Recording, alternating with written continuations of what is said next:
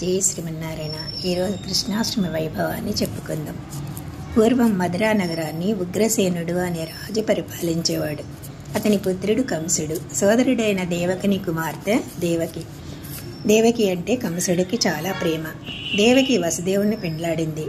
తండ్రి ఎన్నో కానుకలిచ్చాడు. సోదరి మీద ప్రేమతో కంసుడే దేవకి వసుదేవుల రథానికి సారథిగా ఆమె అత్తవారింటికి తీసుకువెళ్ళాడు. దారిలో ఆకాశవాణి దేవకికి పుట్టబోయే అష్టమపుత్రుని చేతిలో నీకు మరణం తప్పదు అని చెప్పింది. కంసుడు భయపడి దేవకిని చంపబోతే వసుదేవుడు తన పుట్టిన బిడ్డలనన్నీ నీకు అప్పగిస్తాను అని చెప్పి చంపవద్దని ప్రార్థించాడు.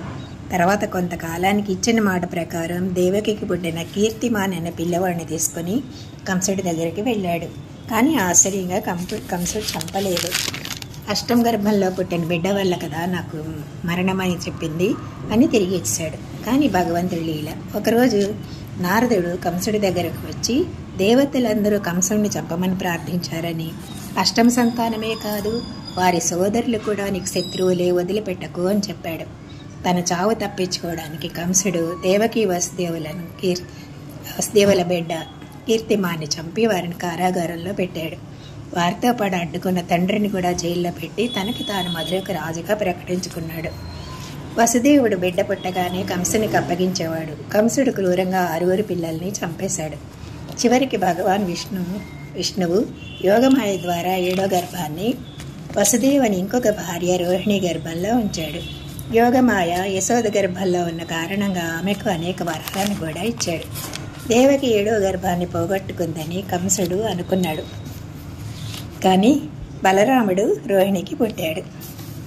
దేవకి మళ్ళీ గర్భం ధరించగానే ఇది 7వదా లేదా 8 గర్భమా అని సందేహించి ఎవరినైనా చంపడానికి నిర్ణయించుకున్నాడు. దేవకి అష్టమ గర్భంలో భగవంతుడు విష్ణువు జన్మిస్తున్నాడని దేవతలందరూ కూడా ఆశీర్వదించారు. వాతావరణమంతా సుగంధాలతో చల్లని గాలుతో చక్కగా నిండిపోయింది. ఋషులు కంసులు పెట్టే బాధలను మర్చిపోయారు. యజ్ఞకుండాల్లో అగ్ని ప్రజ్వలిస్తోంది. భగవంతుని జననానికి ముందు కిన్నెరలు పాటలు పాడుతుంటే సిద్ధులు, చారణులు, విద్యాధరులు కలిసి నాట్యం చేస్తున్నారు. నదులన్నీ స్వాగతం చెప్తున్నాయి నిశ్శబ్దంగా ప్రవహిస్తూ.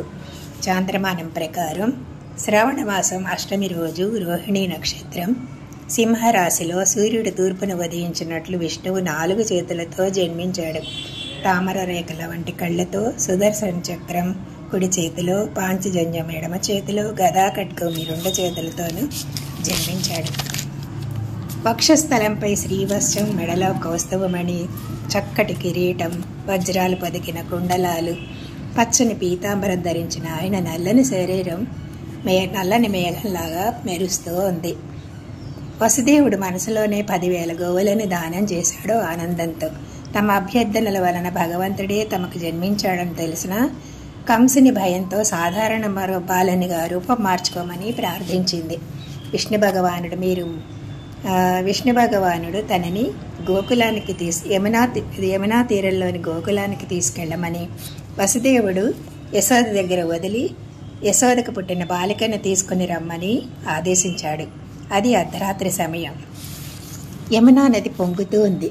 వసుదేవునికి ఎలా దాటాలో తెలియలేదు. కానీ ఇది భగవంతుని ఆదేశం. ఒక వస్త్రం ఆ బాలునికి చుట్టి పిల్లవాడిని తీసుకురాగానే తలుపులు తెరుచుకున్నాయి. కాపలా వాళ్ళు నిద్రలోకి వెళ్ళిపోయారు. ఒక పెద్ద సర్పం పడగతో వెనక నుండి కాపాడుతోంది. యమునా దగ్గరికి రాగానే నది కూడా దారి ఇచ్చింది. నందగోకులానికి చేరుకున్నాడు. అందరూ నిద్రపోతున్నారు. యశోద కూడా ఒక బాలికకు జన్మ ఇచ్చి స్పృహ కోల్పోయింది. ఆమెకు తనకు పుట్టింది అమ్మాయా అబ్బాయా అని కూడా తెలియదు. ఆ బాలికే యోగమాయ. వసుదేవుడు నందగోపుని భవనంలోకి ప్రవేశించి యశోద పక్కన పడుకోబెట్టి తిరిగి యోగమాయను తీసుకుని జైలుకి తీసుకొచ్చాడు. జైలు తలుపులు మూసేసుకున్న వెంటనే ఏడవడం మొదలుపెట్టింది. వెంటనే కాపలా భటులు కంసుడికి వార్తను అందించారు. కంసుడు ఈ బాలికని చంపాలని జైలుకి రాగానే దేవకి ఆ బిడ్డ మగబిడ్డ కాదని, ఆడబిడ్డని చంపవద్దని బ్రతిమలాడింది. క్రూరుడైన కంసుడు బిడ్డని లాక్కుని చంపడానికి పైకి లేవగానే ఆ యోగమాయ 8 చేతుల ఆయుధాలతో ప్రత్యక్షమైంది. కంస నిన్ను చంపేవాడు వేరొక చోట పెరుగుతున్నాడు అని అంతర్ధానమైపోయింది. కంసుడు ఆశ్చర్యపోయి ఆ ఆకాశవాణి ఎందుకు అబద్ధం చెప్పింది అని బాధపడి దేవకీ వసుదేవుని జైలు నుండి విడుదల చేశాడు. అన్ని ప్రదేశాలకు వెళ్ళి వెతకమని పంపాడు. ఇంతలో నందగోపనలో ప్రజలందరూ కూడా మగబిడ్డ పుట్టాడని గురువైన గర్గాచార్యుడు కృష్ణుడు అని నామకరణం చేశాడు.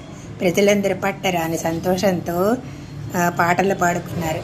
కృష్ణుడు పాలు పెరుగు వెన్న గోకుల వాసుల ప్రేమతో పెరుగుతున్నాడు. చాలా అల్లరివాడు. కంసుడు పంపిన రాక్షసులకు సంహరించి తన వాళ్ళని కాపాడాడు. 15 ఏళ్ల ప్రాయంలో కృష్ణుడు తన యొక్క భక్తులపైన తన దయని చూపించాడు. ఒక గూని ఆమెని రాజునికి చందన గంధనాలు తీసుకెళ్లేది. ఆమెకు కృష్ణుని చందనాన్ని సమర్పించగానే ఒక అందమైన యువతిగా మారిపోయింది. కంసుడి భవనానికి దగ్గరలోని కువలయాపీడన అనే అడవి ఏనుగు యొక్క దంతాలను లాగి సంహరించాడు. మల్లయోధులైన చాణూరు ముష్టికులను సంహరించాడు. చివరికి కంసుడిని కిందకి లాగి చంపవేశాడు. తొక్క బాలను తల్లిదండ్రులు జైలు నుండి విడిపించి ఉగ్రసేనుణ్ణి మధురకు రాజుగా చేశాడు. ఇంకా ప్రజలందరూ ఆనందంతో జన్మదినం రోజున కృష్ణ జయంతిగా పండుగ చేసుకున్నారు. కృష్ణుడు జన్మించి అందరికీ ఆనందాన్ని పంచిన రోజు కనుక ఇది కృష్ణ జయంతి అన్నారు. ఎలా జరుపుకుంటారు? ప్రజలు ఉదయం నుంచి రాత్రి వరకు ఉపవాసం ఉంటారు. కృష్ణుని పాదముద్రలను తమ ఇంటి ముందు వస్తున్నట్లుగా పెయింట్ వేస్తారు. శ్రీకృష్ణుడిని అలంకరించిన ఊయలలో ఉంచి కృష్ణాష్టకం పంచాయుధ స్తోత్రం చదువుతారు.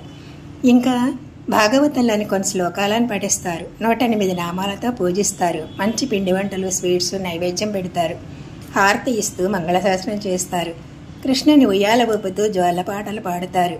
ఒక కుండ వెన్న, నీళ్లు, పళ్ళు, డబ్బులు వేసిన ఒక ఉట్టెను కట్టి పిల్లలు పెద్దలు ఒక పిరమిడ్ లాగా ఏర్పడి ఆ కుండని పట్టుకోవాలని ఆడుతూ ఆనందిస్తారు.